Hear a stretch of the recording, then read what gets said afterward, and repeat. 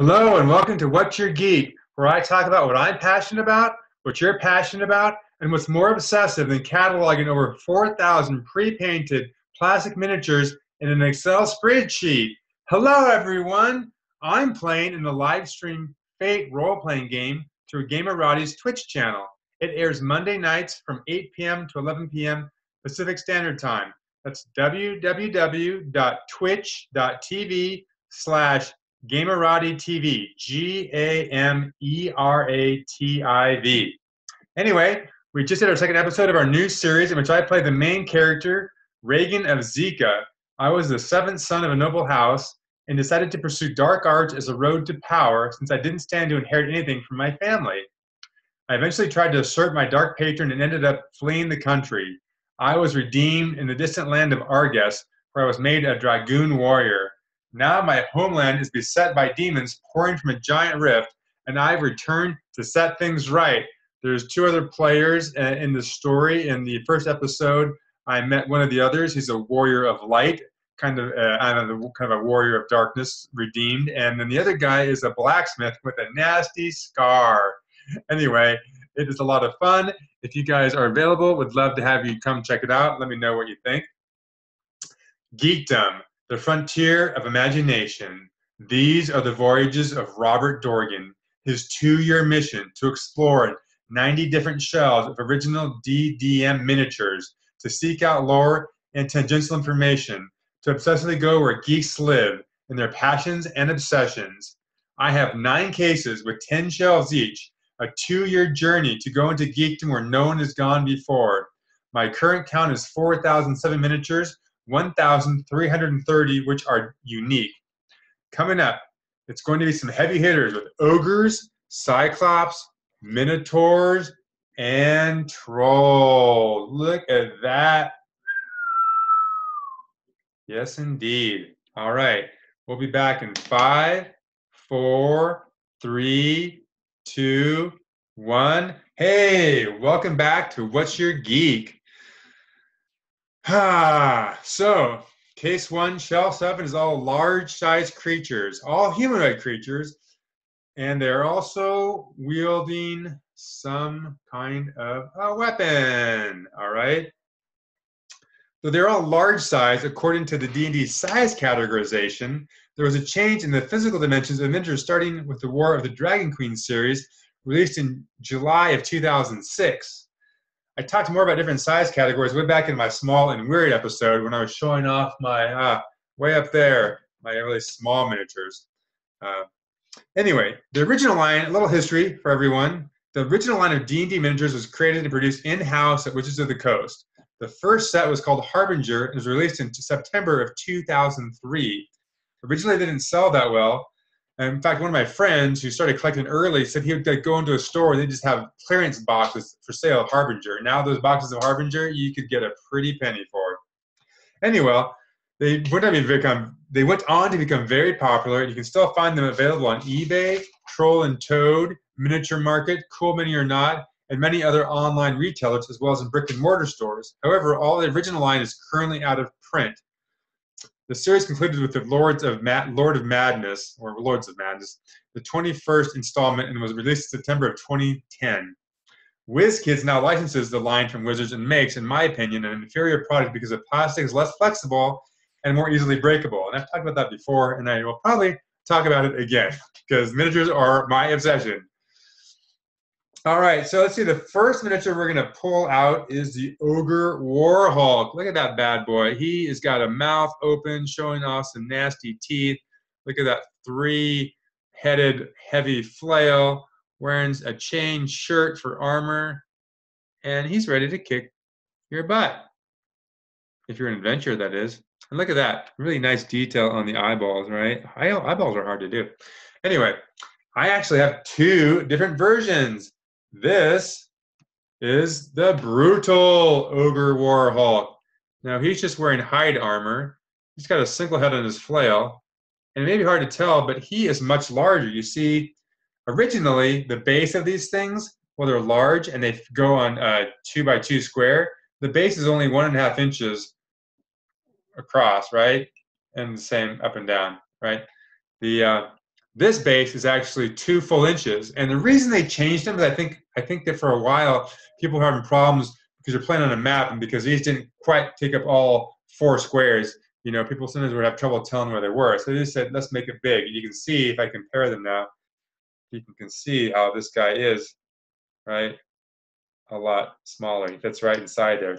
And not just the base, right? But the actually miniature itself, because of that increase in base, you can see that this miniature is quite a bit bigger than this guy, right? Oh, so anyway, so this one came out in the War Drum series for 3.5 D&D. And in 3rd edition, if you wanted to make a monster tougher or more deadly for PCs or even just surprise players who had memorized the monster manual, you would add character levels to it, right?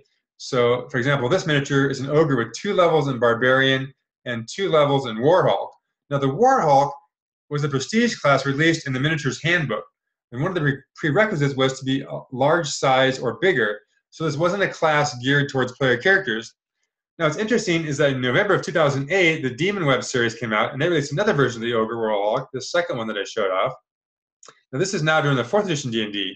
So rather than add class levels to monsters to model the advancement of player characters, 4th edition streamlined the things, and they'll just create different variations of the same monster. So just more powerful, less powerful, different kind of abilities, right? So, for example, there are 5 different versions of ogres in 4th edition monster manual. 5 different versions. So if I were to open this to the ogres, take a look at it. Now, in the appendix, it just says ogre, right? Then you go, okay, ogre. You open it up, bam, a 2-page spread. Each one of these is a stat block, right? You've got your ogre thug, your ogre bludgeoneer, your ogre savage, your ogre skirmisher, and your ogre warhawk, right? Which is pretty cool. I mean, players can really never be quite sure what you're going to bring to the table or what a monster can do. So to me, that was a really big leap forward in advancement and evolution of the game in 4th edition. So let's see.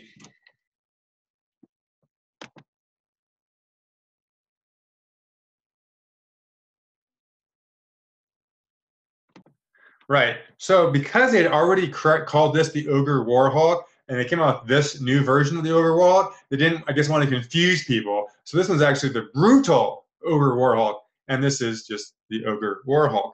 But I don't mean just the Ogre Warhawk, because this is an example of what I've seen happen a few times when I find the first version of a miniature is superior to a later version. So even though the second one is bigger, I find the first one much more intimidating. For example, this guy has got an open mouth, right? It is showing some teeth. He's screaming in rage. This guy is just placid, right? This guy is ready to kick some ass. His features are better defined. Like you can look, you can get in there really close. You can see his eyeballs. You can see his mouth, his teeth. This guy is just more,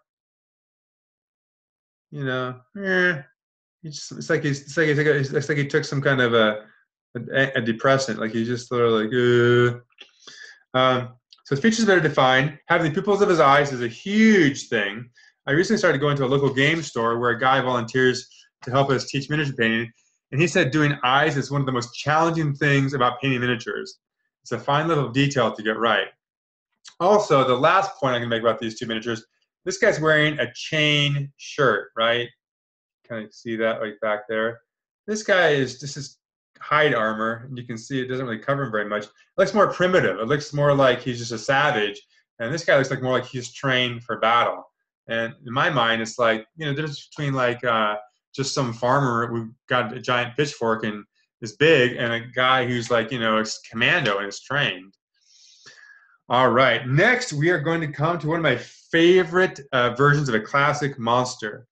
It is a troll, and in particular, this is a war troll. You can see this bad boy. Not only is he carrying a big, heavy sword, he also has a bow and arrows, so he is dangerous up close and personal and at range. Now, the Monster Manual 3 for 3rd edition, they added 5 new types of trolls, and this war troll is the most powerful, surpassing even the mountain troll in raw power. Now, in 4th edition, they also included the war troll in the first Monster Manual, along with the basic troll. However, the 4th edition Monster Manual War Troll was reduced in power, in my opinion, relative to its 3.5 version. One example is that in 3rd edition, only acid hurt a War Troll and stopped its regeneration, instead of acid and fire, which is most trolls are hurt by acid and fire. In the 4th edition, the War Troll is hurt by both acid and fire, so it allows that extra immunity. I don't know why. I thought that was a really cool addition. Also, the 4th edition monster manual includes something called a Fell Troll. They didn't make a miniature for the Fell Troll, but it's basically a huge-sized troll that is much more powerful than a War Troll. Boo! War Trolls should be the most powerful troll. Period. End of story. F the Fell Troll. In fact, in my book, if I were going to run a 4th edition adventure, I would call the Fell Troll. I would take the Fell Troll and use those stats for the War Troll. All right. Also, I do have a couple of miniatures on my shelf. I'm not really going to talk about them right now. They're both the same, but they're on here because they're like earlier editions. They're from Giants of Legend.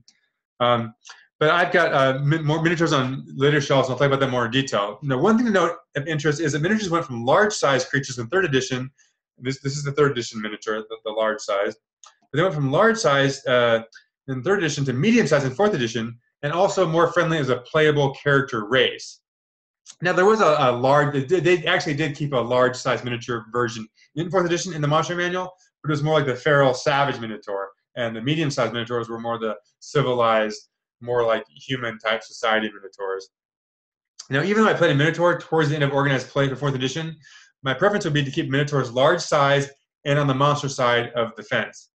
Now, the last monster, and I have several different examples. This episode is the cyclops. So this is actually the basic cyclops and the first cyclops to be done in miniature form.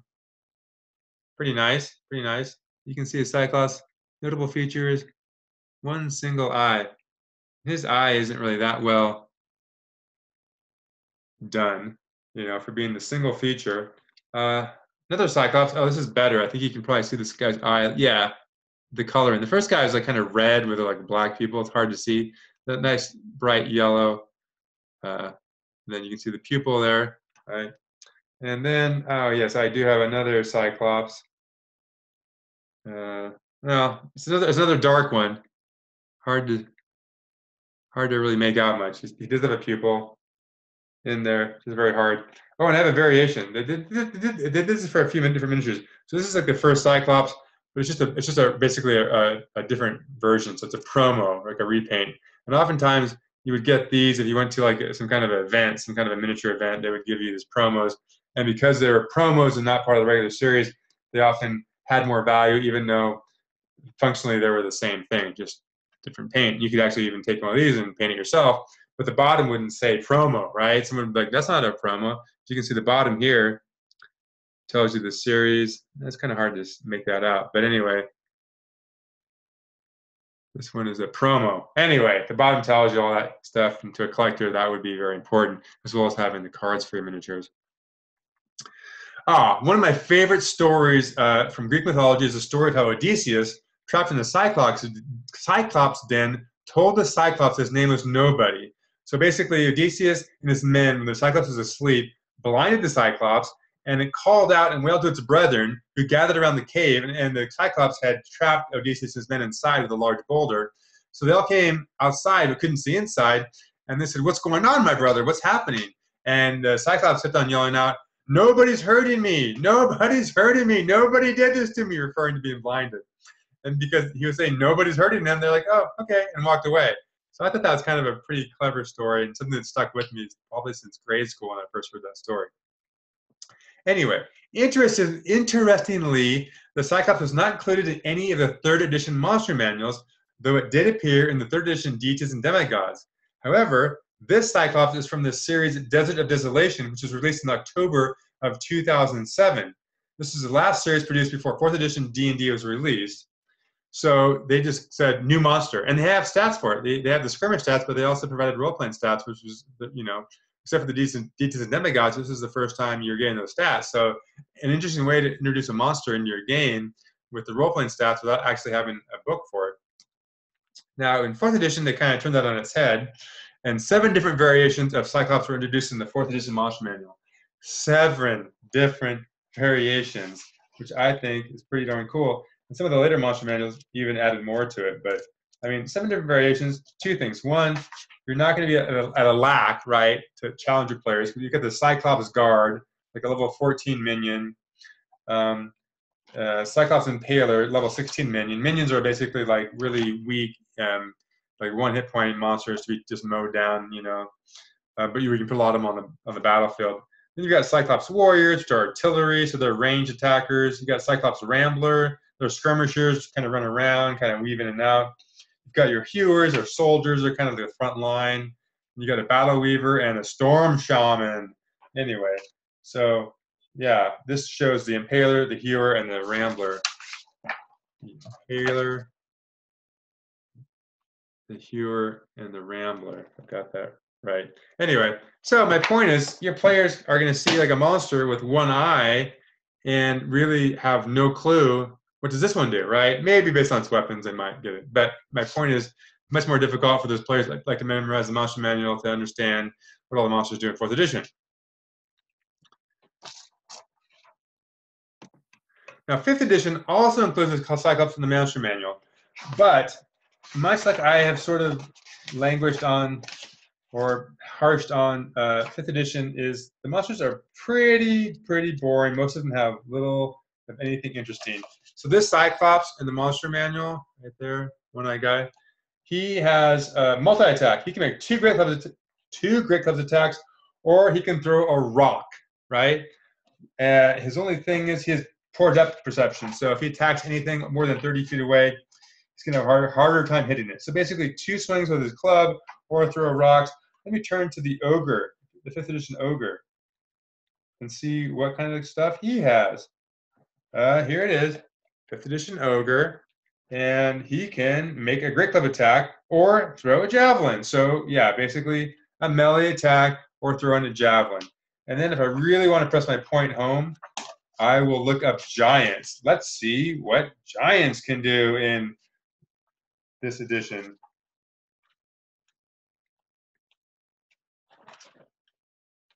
All right, giants, a lot of information. Stone giant example. Multi-attack, make 2 great clubs attacks or throw a rock. Kind of familiar. You can catch rocks, okay.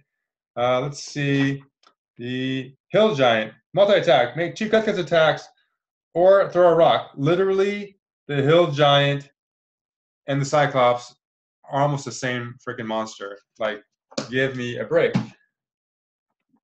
Take that, and I go back to my 4th edition monster manual, and I look at the Cyclops to see. That's 2 different monsters. This is just 1 Cyclops. This guy, okay, they pretty much all have an evil eye, which is cool. They all have a racial trait of evil eye. So the guard just does melee attacks.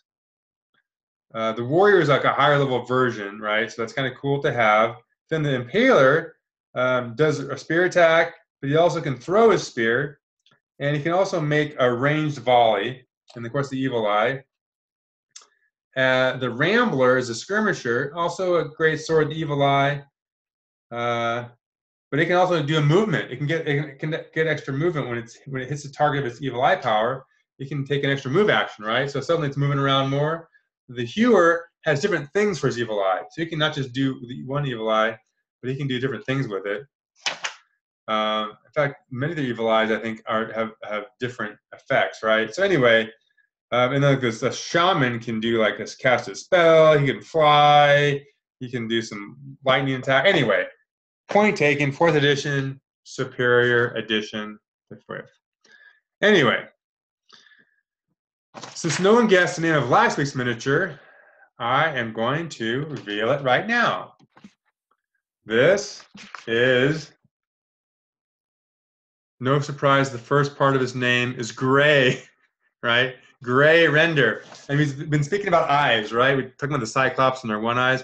Well, this dude has 6 eyes. There's one side you can see there's 3 eyes. And then on the other side, 3 eyes. So 6-eyed creature. Now, interesting creature. It's a large magical beast that lives in remote wilderness areas and often adopts some nearby creatures which it tries to protect, and particularly having no relation to it. Now, some creatures might at first be offended, but these guys are really powerful. They're really made of solid bone and muscle, and have the strength and constitution of giants, even though they're only large size. Anyway, so it could try to protect a group of wild horses. It could be a few owlbears, pygmy monkeys, whatever is around. Now for this week's miniature, this one, I think you might be able to guess part of it, right? Just look at that face. That face, if you're at all familiar with Dungeons and Dragons or creatures of mythology, you might know part of that name. But then the other part might be a little harder. In case you can't tell, this is a very cold blue looking creature. All right.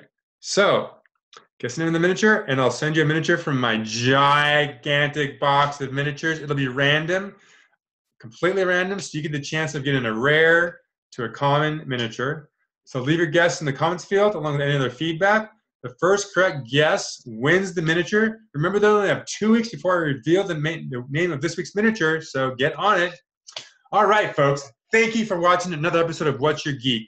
Please subscribe to my channel. Leave a comment. Tell me what you liked. Tell me what you didn't like. And what do you think about Minotaurs as player characters? Do you think they should just remain on the monster side of things? Or is it okay to kind of blur that line? I actually had this one campaign where the players were playing all ghouls. But that is a story for another day. All right. Until then, roll a critical!